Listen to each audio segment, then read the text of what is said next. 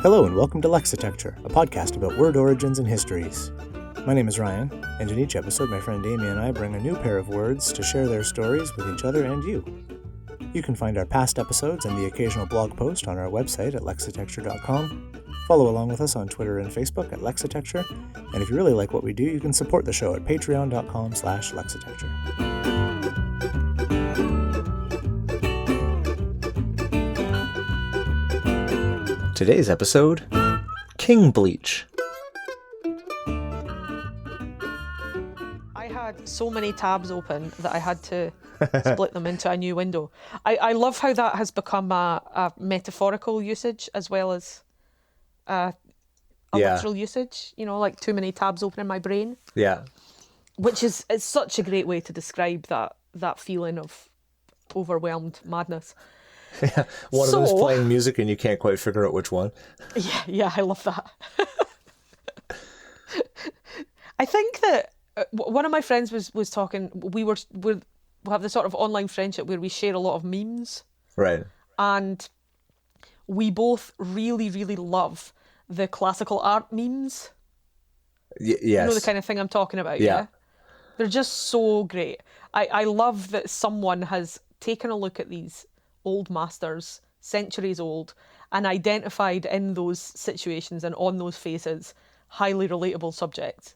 And so my friend suggested that an art gallery should have a meme exhibition whereby they select suitable paintings and then have members of the public come in and suggest what the text of the meme would be. Like, who wouldn't go to that exhibition? It would be so great. So yeah, memes. Oh, I can't remember what I was talking about the memes. Oh, because of the whole tabs open in your brain. Right. And, yes. Like, sometimes it does feel like the case that like memes are like the aphorism of the 21st century. Yes. Like you find yourself thinking there is no better way to express that thing that you have just expressed in 10 words and a picture. Yeah. Yeah. Absolutely. Historians, when they come to look at the apocalyptic times of the 21st century, I think they'll have things to say about memes. Oh, yeah. That is, of course, assuming that they survive the Great Magnetic Storm of 2034. Yeah. Which will wipe out quite a lot of digital storage methods. It will. So, last time when I was looking at old maps, which is, you know, if you wanted to keep me occupied, if you wanted to like distract me from a thing, an old map would be a good thing to wave at me. Oh, look, Amy, look over here. It's a map of an area of the world you've never ever been to, but here are 3 interesting things about it. Now go and find all the other interesting things. I would be like, oh, fetch me a magnifying glass.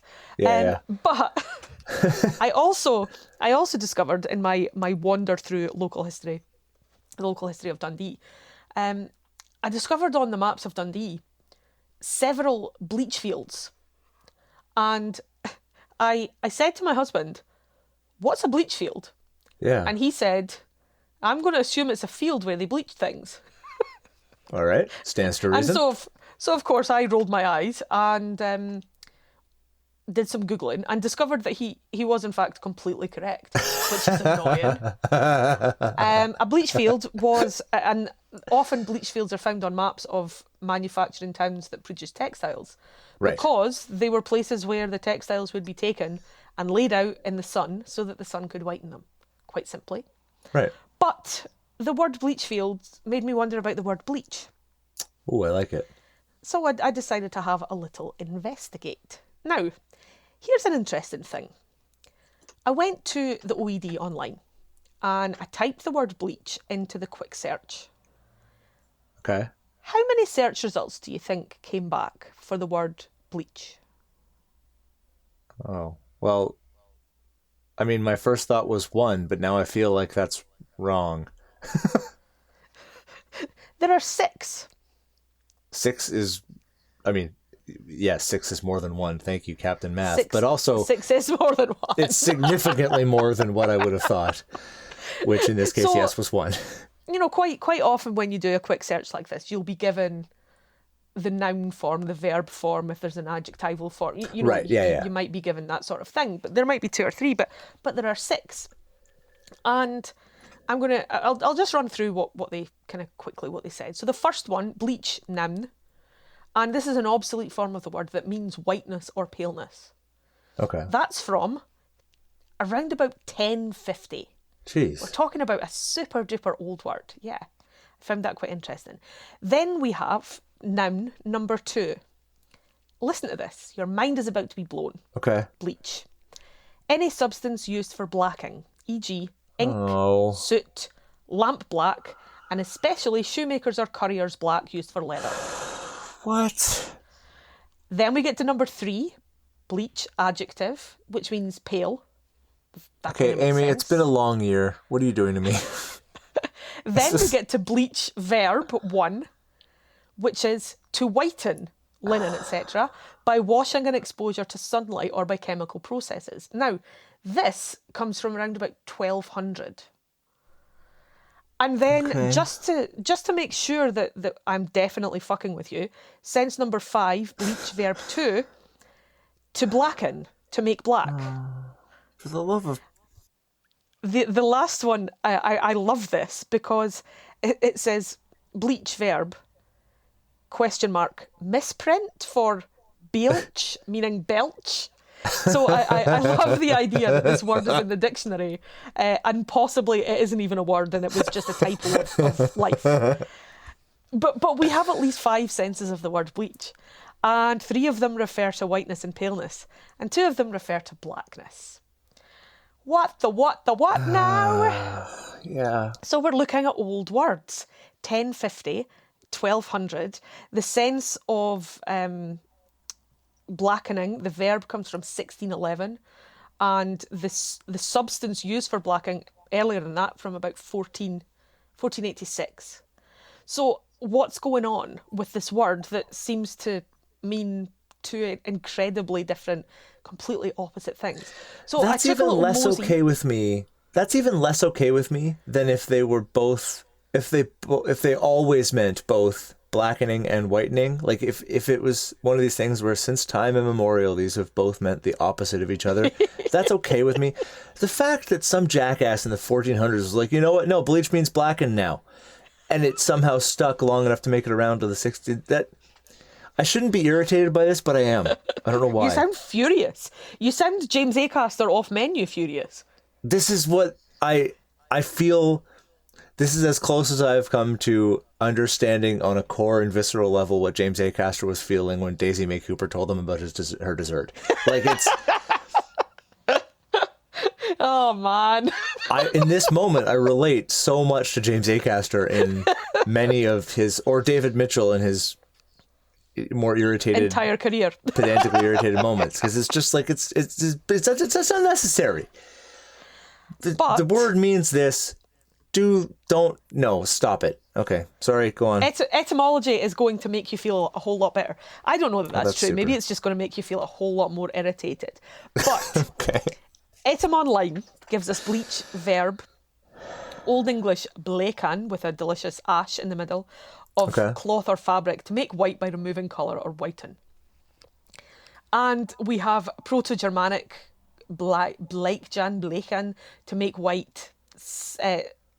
Source also of Old Saxon blek, Old Norse bleker, Dutch bleak, Old High German ble, German bleich, meaning pale, and a whole load of other words that refer to that kind of whitening, whiteness, faded kind of sense. Right. And all of these words are theorised to have come from the PIE root bel. That's B-H-E-L. And the PIE root means to shine, flash, or burn. It's also sometimes given as shining white, and it forms words for bright colours. Now, I'm pretty sure that all those many moons ago at Sound Education, when we went to see the Endless Knot recording, did you come with me to that, or were you? I don't think. I think you were maybe recording something. I think I might have been gone by then. Maybe that's what it was. I think I had to And leave Mark early. even talked about etymology of colours, and Yes. this notion came up in that discussion too. This pyrite was mentioned, and I'd completely forgotten about it until I came back to this word bleach. So here are some of the cognates. Okay, so we have beluga, we have blancmange, blank, Okay. blanket, bleach, bleak. We also have blemish, blind and blindfold. We Okay. also have black. Right. The word that means to make things white also gives us the word black. It gives us words, so all of the flame type words, so flammable and flame and Right. inflame and all of that stuff. It gives us phlegm and phlegmatic, Ooh. which I enjoyed, and the wonderful, wonderful word phlogiston, which just doesn't get used often enough. Here's the definition that Etymon gives for the word phlogiston. Yes, please. From 1730, hypothetical inflammatory principle formerly believed to exist in all combustible matter. From modern Latin, from Greek, phlogiston, the neuter of phlogistos, burnt up. Neat. So all of these words that talk about setting fire to a thing come from the same root. Now, where this gets complicated is because is when, a shiny thing and a black thing, they're not the same. They're definitely not the same. And I think it's easy to see how that root word gives us pale, white, bleached by the sun things. But what's the deal with the black things? And Is it the post-fire? Like, how fire... Possibly. Like, after a fire, everything's blackened and charred. Black. Well, Etymon posits that perhaps it's because both black and white are colourless, or because both are associated in different ways with burning. Huh. So we also have the examples given here. Compare Old English simian, meaning both to shine and to dim, grow dusky, or grow dark, which is related to the source of the word shine. Okay. So a shining thing, etymologically, is both a white, bleached, pure thing, and it's a dark, blackened, dim thing. Ugh. Which I really love. The past participle of the word bleach in Middle English was sometimes blot, B-L-A-U-G-H-T, which I very much enjoyed. Interestingly, it's not until 1881 that we get the sense of noun bleach, as in a bleaching agent. Right. A chemical that you would use to make a thing white. Yeah. And another quirky little point here, the Old English noun bleach, B-L-A-C-E, meant leprosy. Oh. So whether lepers were pale or whether they were burned, I'm not really sure. That's And interesting. of course, I think it's interesting that the word for the chemical comes so late, because chemical agents that bleach fabric burn. They burn the skin. Right. So yeah. It doesn't seem all that crazy to me that the word that means white also comes from the root of the word that means black, when we consider the action that's kind of taken place. So whether it's the sun's rays that are causing the thing to turn white, and maybe even, is it possible for the sun to scorch a piece of cloth or linen? Well, one would think. Or whether it's about that sense of neither black nor white are colours, so therefore they belong together. I don't really know, but isn't it super cool that the black word and the white word, and no shades of grey in between, that further illuminate the shine of the word bleach? That is... Wow. It's a contronym is the word for a word that's its own opposite, right? Yeah, that's right. Sort of feels like that. That's... It's an etymological contronym, certainly. Yeah. I'm not gonna lie, I still don't like it. But it's like it I just I thought don't know of why this is. I just thought of an interesting specifically factoid about. I was just thinking about chemicals that burn. Yeah. As one does. Right. And here's an interesting thing. Actually, I almost talked about this word. I'll maybe save it up for another time. But lye or soda, extremely strong basic chemicals, Yeah. have been around for a really, really, really, really, really long time. And the reason that we know they've been around for a really, really, really, really, really long time is because of the existence of soap. Right. Because you need lye to make soap. Yeah. And there is a theory that soap was kind of invented. So the reason I know this is because back in those misty mists of time that we were talking about last time, when I studied chemistry for a very short period of time, I really loved chemistry. I was so bad at it, but I really, really loved it. And I had to do a project on my own, and come up with the experiment, come up with the project, and I looked at saponification of esters. And so saponification is the chemical process by which soap is made. And basically you get a whole load of fats, oils, and you boil them up with lye. And it's theorised that soap first came about as a result of human sacrifices, and that the first soap would have been made with the fat from humans. So what you're saying is Fight Club was a historical documentary. Pretty much. It turns out that cleaning is a much more grisly affair than you would think. Well, I mean, if you ask my 12-year-old what he thinks of showers, you'd swear that it was the grisliest of all possible activities. So, I kind of feel like lockdown has been amazing for the 12-year-old boys of the world. I think so. Because, I'm not going to lie, showers have become a much less regular occurrence in the apocalypse. Oh, yeah. Obviously, if you're going to a place and you have to be outside and put on clothes, you'll make sure that you're clean first. But when you're spending 6 whole weeks in the house, you're a bit like, when did I last wash my hair? Yeah. The black bleached, and my brain went to French for blanc, the French word for white. Yeah.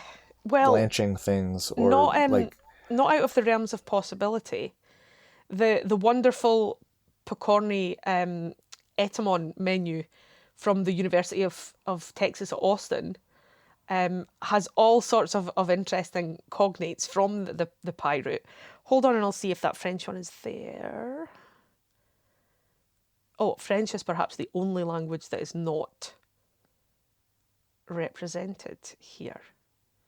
Okay, see, this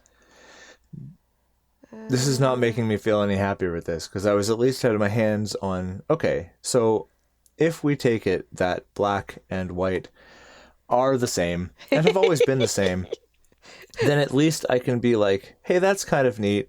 The English word for black and the French word for white are essentially, not so distant cousins. I'm not saying that they're not cognates. I cannot currently confirm or deny, if you like.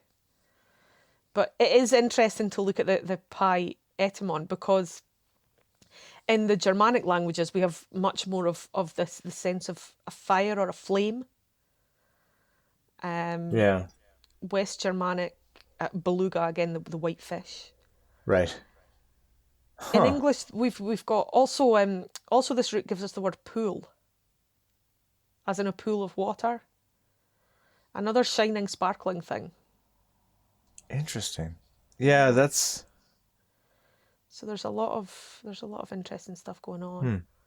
But English is certainly not the only language to have the sense of black and the sense of white happening. Yeah.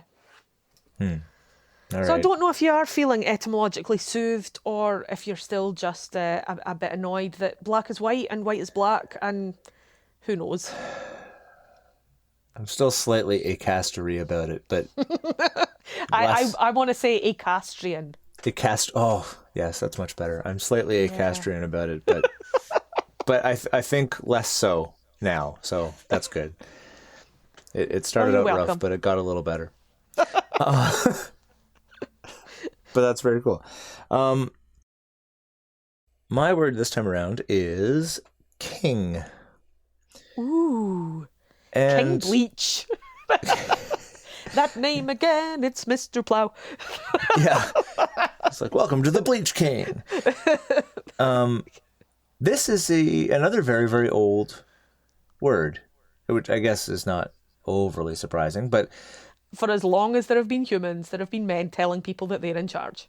essentially, yeah. And they have been using the word king for most of that time, at least in Cool. sort of the British Isles and environs. All the way through the Old Saxon period, leaders of tribes and nations and groups and such were called kings. It's all over the place in Old English. It's something like the first, I don't know, like 8 OED citation entries are all from Old English sources. So it was very well worn, even, in the late 3-digit years AD. And not a lot of change over the millennia for this word, which is interesting. Like it's fairly short, simple. It's it's like a Lego brick word. It's just a simple unit that you can see why it wouldn't change all that much, because why mess with it? The list of compounds and figurative uses, because it's always such a high profile word, which makes less sense. A word describing something so high profile. Yeah, sure. A word associated with leadership and nobility and all that stuff. Yeah. So the actual, the definition section is in the OED is absolutely dwarfed by the figurative and compounds and possessive compounds and all these other things. I kind of love when that happens. Oh, no comparison. It's just such a long list. A couple little tidbits from that list, though. You know the buttercup, the flower, the little yellow flowers, buttercups? Mm-hmm, yeah. Those used to be called king's knobs. Nice. Yeah, so I say they used to be and will be from now on. I don't, the most striking thing undoubtedly about that particular plant is its bright yellow colour. What the hell was the king doing to his knob? That's exactly it. They're like, there's a story there and we're never going to know it. Your Majesty, sire, I know you're in charge of everyone and literally hold the power of life or death over me, but dude, it should not be that colour. That's not okay. This is not okay. It's not right. Find a doctor or a priest or a shaman or whatever passes for someone who can help at this point in history. Get help. The confluence of kings and wise men, as in the biblical story of the Magi, that also goes back. They were referred to as kings in Old English biblical texts and commentaries as well. So that's an old. And they always still had the weird importation of the specific number 3, which is something that is not in the Bible. Really? Yeah. It's just wise men from the East. And I think 3, they brought 3 gifts. They were wise men bringing gifts of gold, frankincense, and myrrh, but not actually, it doesn't actually specify there were only 3 of them. So who were Caspar, Melchior, and Balthazar then? Well, they're definitely not named in the Bible. Really? That's all absolutely mad. I had no idea. It's all later tradition. It's not 3. It was never specifically 3. I think it's the confluence of the 3 gifts and whatever else, and then the tradition rose up around them with the actual names and stuff, but it's all 3, extra biblical stuff. 3 is a super duper powerful number in terms of myth. The basic unit of myth, pre-myth. 3s are magical. Yeah, they're all for over whatever the place. reason. It's one of the I'm absolutely fascinated by that tradition. I find it really interesting. I always tell when I teach rhetorical tricolons or triples, I came, I saw, I conquered, for example. Right. I always say to my pupils that there's something magical about the number 3 that human beings really love. And I tell them that, I'm sure I saw this on QI, but 3 seconds is the optimal amount of time for a hug. Oh, yes. Yeah. I like to bring those 2 things together. Even though they may have absolutely no relation whatsoever. It amuses me, so. Just run with it. Yeah. But the 3, specifically 3 wise men is in the same category as the quotes, beam me up, Scotty, or elementary, Play my dear again, Watson. Sam. Wow. As in things that just didn't happen. Now, obviously, since it's Old English, it's in pretty tight with all the Germanic side of the family. So it's related to all the usual suspects, Old Frisian, Dutch, Saxon, Swedish, Icelandic, etc. All the Germanic olds have had this word. The Germanic olds sounds like a particularly niche folk band. That's right. It's I want to sit in a tent and drink craft beer and listen to the Germanic olds. Thank you very much. Throw on the latest album from the Germanic olds. It seems to have always meant a male monarch in Old English, with like specifically like the apex political position being wrapped up in it. There's some indication that the Germanic tribes' king wasn't actually the highest rank. Oh. So there's an Old English word, theoden, that's translated as prince or ruler or king. Theoden's in Beowulf. Yeah. And so that there's indications, there's evidence to support the idea that was actually, or that word comes from a root that described a rank that was higher than king. Now, I find myself wondering whether Theoden has any relation to Theo, as in God. I don't know. As in, what's higher than a king? Only a god. Yeah, that's interesting. I don't know that. But I'm very much playing fast and loose there with the. Yeah, it could be or not. That'd be interesting. But it was. I thought it was interesting that king. It always meant a leadership position, but not necessarily the leadership position. At least in some sort of related uses in Germanic languages and tribes and such. Cool. This is also. Oh yeah, go on. I love this. I love this notion that, we think of the king. You're like, well, which king? Who's king? And particularly in, if you're talking Old English, pre-Old English, when the world was very much a smaller place. Yeah. There would have been hundreds of kings. Kings all over the place. Very Game of Thronesy. King in the north and king in the south and king over there because we're not sure if we might need him or not. So, yeah. Yeah. Yeah, so this is also one of these short words. It's actually a compound or an abbreviation nice. I love word. These. So the earliest forms were something variants on König or Keening, but it definitely had a 2-syllable form, and they all had ing at the end of it. So the ing in king is actually the second half of the word. Ah, nice. And so it's a Germanic. This was interesting because the OED uses the word apparently very sparingly when it talks about etymologies and stuff. Normally it's either here's what it is, or it sort of plays it safe and goes, we don't know what it is. Some people believe it could be. Yeah. Or it's, specifies of uncertain origin and just kind of leaves it at that. I haven't seen. And occasionally it's super duper passive aggressive about it. And I love that. Think there's been some beef at the lexicographers' parties. Yeah, exactly. Somebody stepped on somebody and that they're just putting them back in their place. But in this case, it's perfectly happy to use the word apparently in front of the theory that it's ultimately from a Germanic base for an old Icelandic konur, and we all know how great my Scandinavian pronunciation is. Some sort of word that starts with a K sound, and it means kinsman or descendant or man or, along those lines, with the Germanic suffix ing that essentially means of or belonging to or of the kind of, like that idea. And so if you take the bits literally, the king was a man of the people, which is funny. But it probably more of a sense of wouldn't call it a Platonic ideal, but that idea of a representative, a figurehead of the people, the figurehead of the people, but basically the leader of a group of people, the leader of a group of kin. Well, that's really cool. And kin is related to that. So, of that group, the of that group person is the king in this idea, which I thought was kind of interesting that the 3/4 of the word king is just the suffix, Yeah. and the rest of it's all wrapped up in the K right at the beginning. Yeah, that K has a lot to carry. It's doing a lot of work. Yeah, there's a lot of heavy lifting by that one K.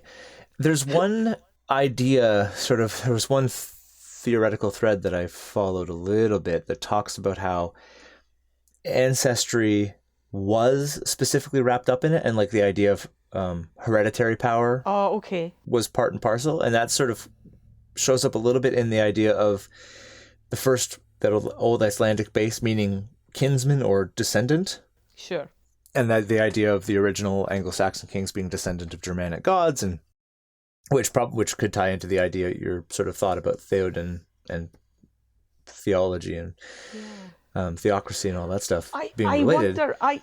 It strikes me that from the very little that I know about the kind of Nordic Scandinavian peoples, that's a big category to generalize altogether. But it all strikes me that. It kind of strikes me as a very practical sort of society.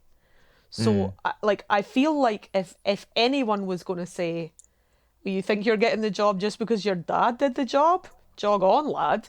It's going to be the Vikings. You know, I feel like Right. their nepotism based only on bloodline. I feel like the Vikings wouldn't have put up with that shit. No, I think they probably would have been willing to accept nepotism if you deserved it. But I would imagine. Like we were saying, but just okay, so like we know your dad, so now you're in charge.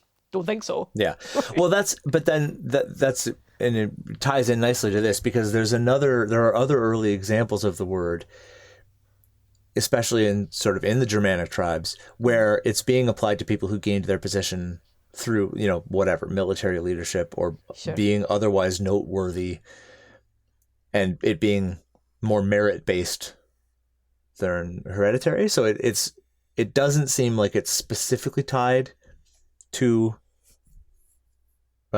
genetics or hereditary lines or anything. However, so I don't know which on the other hand we're on now. The American Heritage Dictionary Index of Pi roots, which I love, lumps king into the Pi root gene, Gene, meaning to beget or give birth to or whatever. And this has cognates. This makes it cognate with genetic, generation, kin, kind, kindergarten, Gentile, pregnant, also nation, native, nativity, that type of idea. So anyway, it's ambiguous as to whether the hereditary aspect of it is that important. The American Heritage Dictionary obviously has come down on the side of yes, because it's tied it straight into the literally the genetic the genetic heritage of the word goes back to the root of genetic. But other people say it probably was, and it may be one of those things where even in the 8th or 9th century, etymology didn't mean definition, so it might have come from, specifically being tied to ancestry, but then was used more loosely after that. Who knows? Sure. Yeah, it's a funny old thing. We so Prince Philip died. Yes. And we all kind of got a reminder of the whole. Like I don't know. I don't consider myself particularly representative of the whole of the United Kingdom, because personally I don't really give much of a damn about the monarchy, and I know that there are people within the United Kingdom who really do, and I know that there are people who are staunchly anti-monarchy and would abolish the and I don't really fall into any of those camps. I just don't really care all that much. Right. I think that's the basic way to put it. And it doesn't affect me a huge deal. I don't wake up in the morning feeling really upset that this lady in her 90s is on the stamps. I just right. Yeah. meh. But it's a super interesting fucked up institution. It's really bizarre, and I think that kind of was kind of brought home because the Duke of Edinburgh died. And the news was announced about kind of midday, maybe a bit. was either just before lunchtime, just after lunchtime. Yeah. And immediately, all of the BBC channels started to play on repeat the same report about the Duke of Edinburgh. And this was then interspersed with interviews with various quote unquote experts, and it was so antiquated. Antiquated. Oh my God, that word just was not coming out of the mouth. It was just such an archaic way of dealing with us. Like the last time I remember all the news channels have all the same thing and it will be repeated until the end of the day was 9/11. Right. Yeah. And that, like, of course, that was like, it was a huge historical, terrible event.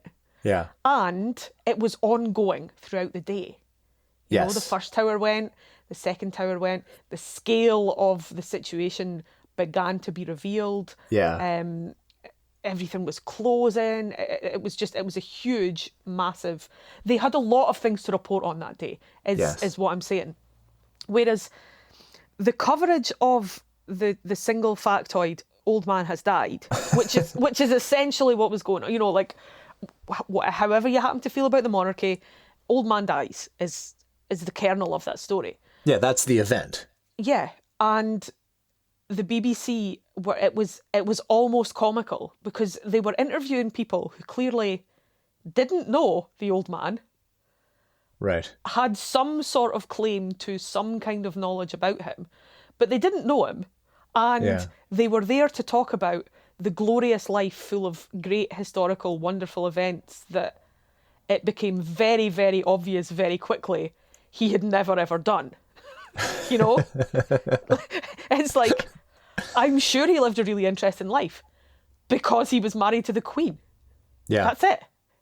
And, he did various philanthropic and charitable stuff, the kind of thing that happens when you're a member of the royal family. But like, he wasn't a great man who did all sorts of huge historical things. Yeah. Because essentially what monarchy is it's getting a job without even having to turn up to the interview.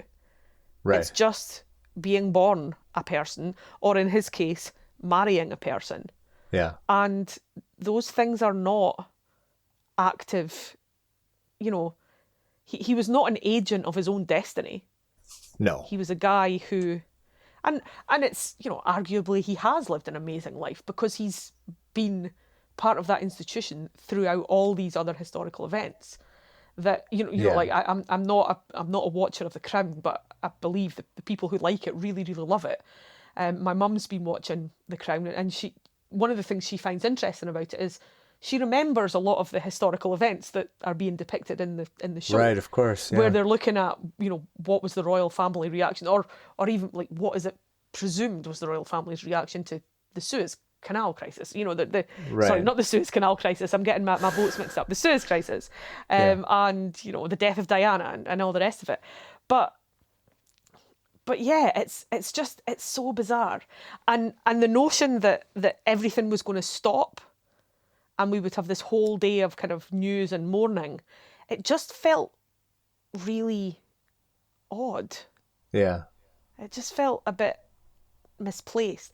And then, of course, so yesterday was his funeral, and we were in the car, and it came on the news. The news was just top of the news, of course, is the most important thing that's happening in the UK yesterday, according to the BBC. Right. And I'd said, I kind of feel like no one going to the funeral of a person that they loved should also have to deal with the fact that the media are going to be there. Right, yeah. Like I don't really feel like media coverage of funerals should be a thing. And this wasn't just media coverage like, photographers outside. There was, they said on the BBC News, full coverage is on, such and such, whatever channel. And I'm like, yeah, who wants full coverage of that? Just leave these guys alone. Okay, they have titles and riches and they're part of this crazy institution, but also they've lost their husband and their father and their grandfather, and can't they just be human beings for a bit? Yeah, the element of the only element of this whole thing that elicits any sort of emotional response from me whatsoever is simply the fact that someone has lost their husband of like 60 some odd years. Like, sure, yeah. Like that's huge. And people have lost a father and brother and uncle and grandfather and great grandfather and all the rest. Like it's that human element to it is the only part that's even remotely noteworthy for me, because like you say, the quote unquote accomplishments and everything, like if you are a fabulously wealthy person who runs in the highest circles, social and economic and powerful circles in the world for a century, you are going to have awesome stories. You just will.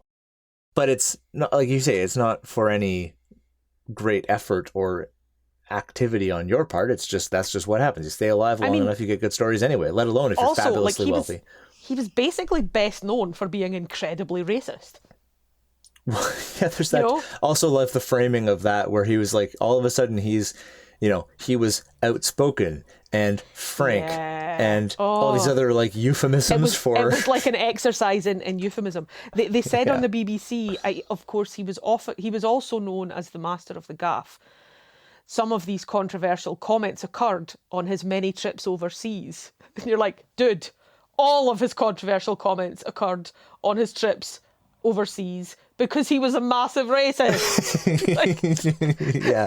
And like you can look at, he was an old man, he was of a different time, but he was not good at considering other people's feelings. Let's just leave it at that. Right. But yeah, there was a brilliant bit about how he used to go to a set of rooms above a hotel in Soho, and there would be drinking and carousing, and during this time he sort of hobnobbed with various people, and I'm like, and shagging, tons of shagging. Clearly everything about that situation says shagging. Yeah, of course. But, not only were pants optional at those parties, they were forbidden. Yes, it's a drinking club. Oh yeah, okay, sure it is. Sure it is. Yeah. I'm not saying there's not drinking happening. Oh yeah. Yeah. But yeah, so whether kings are born or whether they're made, and whether or not that's enough, I suppose. Yeah. Well, they've always been around. That's the thing.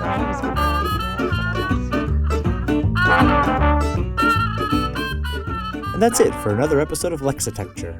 To get in touch with us about something you heard in this episode, you can email us at words@lexitecture.com. You can also follow along and talk to us at Lexitecture on Facebook and Twitter, and at Lexitecture Podcast on Instagram. For back episodes and the occasional blog post, visit us at Lexitecture.com. Thanks very much, and we'll talk to you again soon.